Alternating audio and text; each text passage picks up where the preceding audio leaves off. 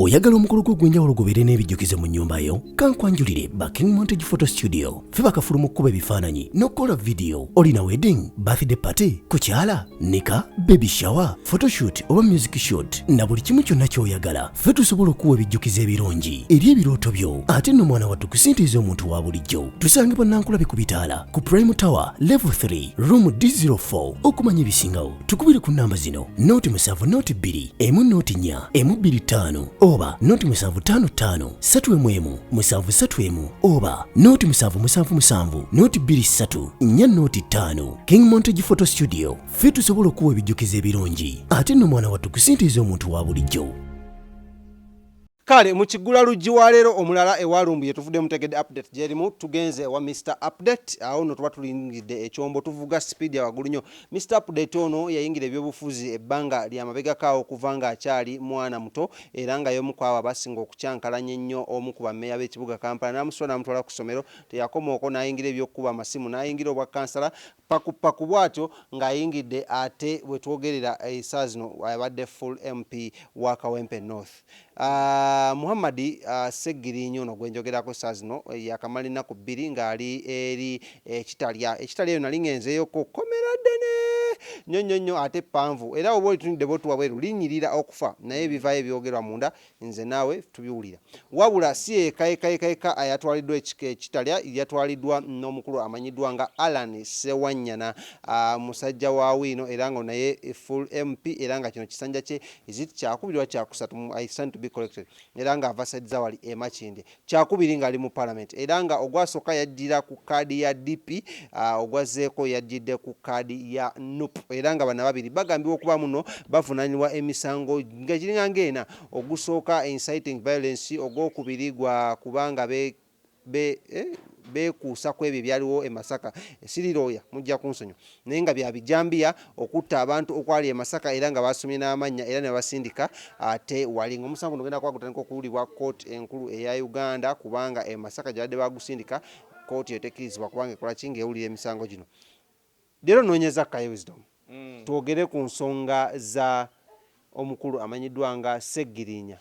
Bigambo bingi badde bivuddeyo nga byogerwa nga bamu bagamba Segirinya akolera state abalala bagamba Segirinya simanya biki abalala ne bayogera bingi nnyo. Ladies and gentlemen, analyst Kaye Wisdom agenda tutwalako mu biiti y'okutegeera Segirinya ddala ekituufu kyeki. Segirinya ebbanga lyamaze nga tali mu Kampala lwaki bamusibako emisango nga gino. Sewanyana the same thing. Oza Segirinya alina amaanyi aga influencing abantu tandika okutta abantu. Kati nkubulira ekintu kimu muganda wange. Kyekyo kyekigamba kyekiri yali bayirawe kirumira bangambye yawezezza emyaka 3 bukyafa wiiki eno. Ekyo kikulaga abasirikale n'abanoonyereza bali abaava nga kirumira bye yagamba nga batandika kuba private lance corporal abajja nga bayita mu mitendera batono kati ffe tulina bakadeeti. Kirumira yagamba waliwo abapoliisi mbwe abava ku university ne batandika ku buyinja obusatu ne training esooka tebagikola kati be tusinga okuba nabo. Omanyi lwaki nkyogera ng'era ntandise okukkiriza ebintu bya Kirumira okuggyako ng'oliko ekikyamu. Tosobola kuŋŋamba nti ovunaana Allan Sewanyana atamanyi Masaka. Segirinya abadde Bulaayi oba myezi emeka nti be participating mu kutta kyovula kati omusanga ate gwakyuse babagamba bateekamu ssente tumi bebavujjirizi gaabo kitegeeza n'abadde anoonyereza ebituufu bigenda kuvaawo. Omanyi twakwata abantu abasukka mu 3 ku kufa kwa Kaweesa ne paka ne kakati tebaliiwo gwe baali baleese ne bavunaana ne bamusalira. Oŋŋamba otya nti okutta Segirinya ne Allan Sewanyana bagande okutta abantu b'e Masaka abasinga obbawagira. That is logic. Nebaza mama wange yankuliza ku mata gye nasinga ofuna obululu kiddemu omulundi gumu. Oŋŋamba otya nti okutta Segirinya ne Sewanyana owa NUP ne batuma abantu e Masaka babatemi e Masaka nga ye wasinga okuva abantu ate abawagira aba NUP. Singa oŋŋambye nti Segirinya yafuna abantu ne bagenda eggulu ne batandika okutema abantu nga bateekamu ssente nandikuwulirizaako naye oŋŋamba ate Masaka rwiri Kitegerekeka. Ngenda nja kukolayo siri nkunnyonnyole operation za wano e Uganda. Eyo operation esobola okujja nga kituufu mu kutandika waaliwo abantu be baali battanga era waliwo abaali bakupa ebijambiya neyingirwamu abakozi b'essente ku bulamu bw'abantu. Bano bakola tebibakwatako. Wawulako operation waliwo ebyali wano ebya bomu ebyali e Uganda. Kimanyi waaliwo omwana muto bomu nga ziri wano naye gye byaggwera bonna abaalimu bagagga bavundu. Gwe weebuuzo abantu bagagawalira ku bulamu bw'abantu. Ate na let me tell you, government za Africa naddala ezifaananamu olwa dictator n'ez'abadictator they don't care about people. They don't care about people. Ogenda kulaba nga Segirinya ne Sewanyana bamuzunza mu makooti bamuzunza wano mubiveeko mubeddayo kubanga kati waliwo yakoze ssente n'ekizimbe kye kigenda kuyimuka. That is my conclusion. Bwe baagala baleete ezaawe.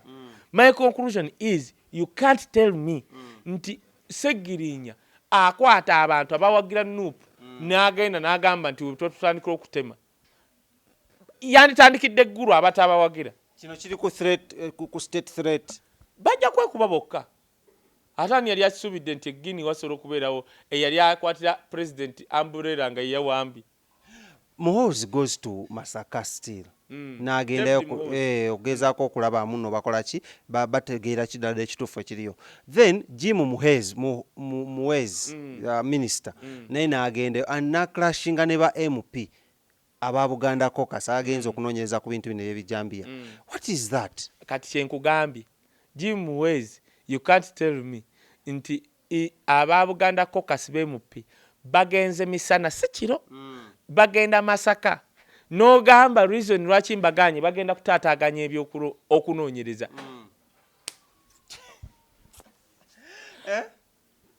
Nze ne mmala nsanga omwana wange mu ssomero gy'asomera nti minisita wa Uganda azze bamutadde ku parade eryo essomero Nedimasa namugamba omuntu yenna wa gavumenti wajjanga n'omusooka nkunkubira ssimu omwana wange okumuteekamu abo ne wajjanga oyo minisita azze mu kirasi musooka nefulumya omwana wange ne mutwala ku kantini ne mumugula ebyokulya nja kusindika ssente nga mukima nja basasula nga mukima. Why? Oŋŋamba otya nti e Masaka ba MP ba Buganda bazze during Masaka munene n'obaganda nti bajja kutaataganya how noonyereza bibyo ffe tuzze kulaba naffe lwaki kyeki kyenkugamba okuttibwa kw'e Masaka ebijambiya kulimu theories nga nnya.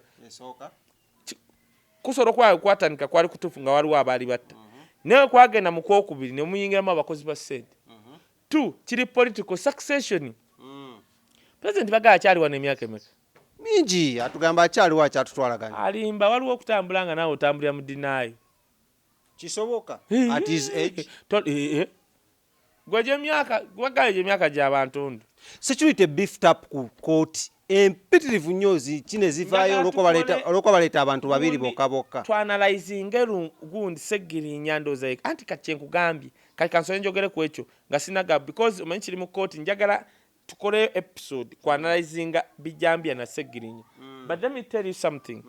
Tosobola kuŋŋamba nti security ya Uganda eri Masaka ku police.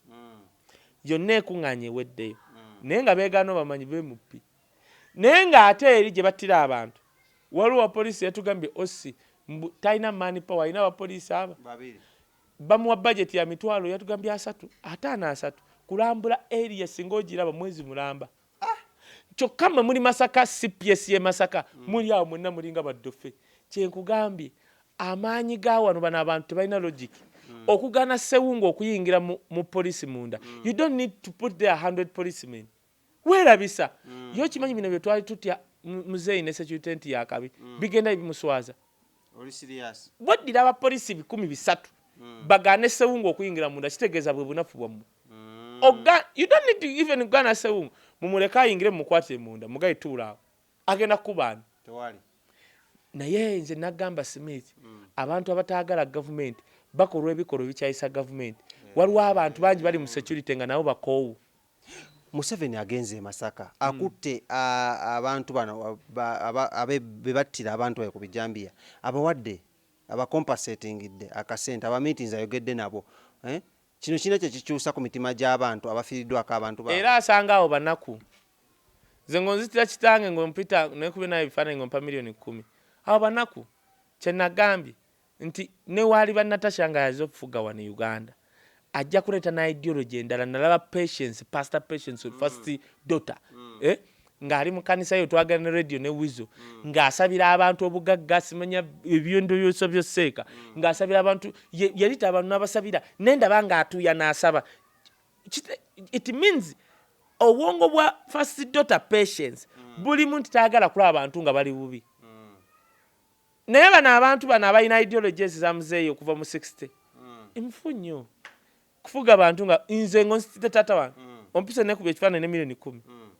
gasiya tusigenda kyuso milioni 10 some good man omuntu we Masaka banaku baziwa banaku sigwe ati nkubuulidde issue yange waliwo anti ulira Kaye issue yange eri nti waliwo theory egamba muno Segirinya is used by the state how nange wisdom bangamba konti nkolezebwa state ezo mboozi baleetamu abantu ababyogera mu nuupu babyogere mu ekyange omanyi nuupu eri bweti okimanyi nze wenatira Bob Wine nti musajja leader bayogerera general secretary wa nuupu ne bajja ebifaananyi ng'ali ne muse byonna Bob Wine talina kyeyanyega yayongera kukola naye oba ina theory keep your enemies closer nakyo anti kitegeeza mugezi kale mukigula julikyalero NRM mukyekola nnyo yakikola mu FDC nekikola ne mu DP nekikola FDC mugisha muntu bulijja gamba bampitanga mmolo kyekyenja mu FDC aba bakutudde kati alowooza kinakola mu nuupu obwo busajja bunyeko obwo buvubuka bulina gye bulaga